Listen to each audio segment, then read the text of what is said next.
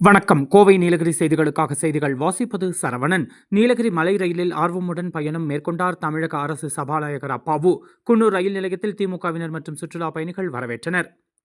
நீலகிரி மாவட்டம் குன்னூர் நூற்றாண்டு பழமை மிக்க யுனெஸ்கோ அந்தஸ்து பெற்ற மலை ரயிலில் உலகின் பல்வேறு பகுதிகளிலிருந்து இந்த மலை ரயிலில் பயணம் செய்து வருகின்றனர். மேலும் மலை ரயில் பயணத்தில் அருவிகள், வனப்பகுதியில் இயற்கை காட்சிகள், வனவிலங்குகள், பாலங்கள், குகைகள் உள்ளிட்டவற்றை கண்டு ரசித்து சுற்றுலா பயணிகள் பயணம் மேற்கொண்டு வருகின்றனர். மேலும் வளைந்து நெளிந்து செல்லும் ரயில் பாதையில் பயணம் மேற்கொள்வது புதிய அனுபவத்தை தருவதாக சுற்றுலா பயணிகள் தெரிவிக்கின்றனர். இந்நிலையில் தமிழ்நாடு அரசு சபாநாயகர் அப்பாவு நீலகிரி மாவட்டத்தில் பல்வேறு சுற்றுலா தலங்களை குடும்பத்துடன் சென்று பார்வையிட்டு வருகிறார். இந்த நிலையில் இன்று உதகை குன்னூர் இடையேயான மலை ரயிலில் பயணம் செய்தார். உதகையிலிருந்து குன்னூருக்கு மலை ரயில் பயணம் செய்து குன்னூர் ரயில் நிலையத்தை வந்தடைந்தார். ரயில் நிலையத்தில் திமுக பொதுக்குழு உறுப்பினர்கள் செல்வம், காளிதாஸ், மாவட்ட இளைஞரணி துணைச் செயலாளர் வினோத் மற்றும் திமுகவினர் தமிழக அரசு சபாநாயகர் அப்பாவுவை வரவேற்றனர்.